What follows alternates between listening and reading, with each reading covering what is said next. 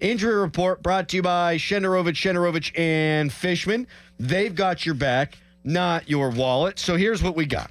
The big one, obviously, TJ Watt. He came out after the game, and he said when he was asked if he's going to play Saturday, this. We'll have to wait and see. We'll have to wait and see, Dorin. My guess, knowing nothing, bet you he plays. Yep. You only have 6 days instead of your normal 7. Okay. But it's a low ankle, not a high. They gave him an x-ray. There's nothing broke. There's no structural damage. It's going to be a pain tolerance thing. Now, albeit for me, a guy who never played a down of football in his life, to say, just shoot it up, tape it up, and you'll be fine. But he's going to tape it up, shoot it up, and he going to play. Yes, he is going to play, and he doesn't have to practice. He's a guy that doesn't have to practice all week. He can stay off his feet. He can get his rehab and do his therapy, everything he needs to do to be ready for Saturday against the Ravens. I mean, he's not a young guy. Clearly, he's TJ Watt, one of the best players in the league. He doesn't need practice at this point in the year to get ready for a game. Now, you would like it, but you don't need it.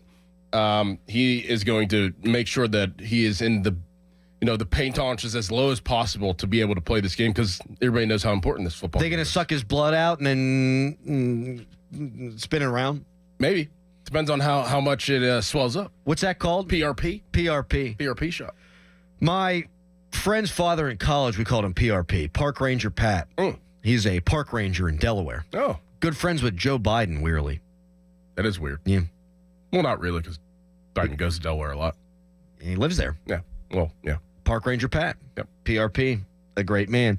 You need Deshaun Elliott back against the Ravens. You do. As much as it annoys me that Minka has not forced a turnover this year or picked off a football this year, he playing center field, Deshaun Elliott in the box against the Ravens, that would go a long way in winning a football game. So you need him back. He's dealing with the hamstring. We'll see Mike Tomlin's press conference today at noon. You'd like to get George Pickens back, but everything we're being told and everything that's being reported, this guy ain't going to play against Baltimore. Nope. You need him. Yes, you do. So I said there's an asterisk on the Steelers if Watt's not going to play, if he misses considerable time. Obviously. It's the same thing with George Pickens.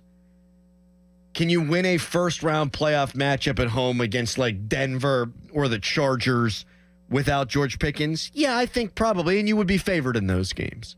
Are you beating a big dog without George Pickens? No. No chance. No. And, look, it's been a problem for a long time. All offseason, we knew it was a problem. They tried to fix it, quote-unquote, with Mike Williams. He's just a guy maybe a little bit better at this point in his career. That might be the worst wide receiving core in football without Pickens. There's no doubt. Yeah. There's no doubt. There's no threat. Which is why I can't kill Russell Wilson for the game yesterday. There's no threat. None. And that's a good secondary they've got in Philly that's playing great. It was bad last year. They addressed it. It's playing real well. That was number one defense in the league. And you're on the verge of putting up more points halfway through the third quarter when Najee Harris fumbled the football. That's all I'm saying.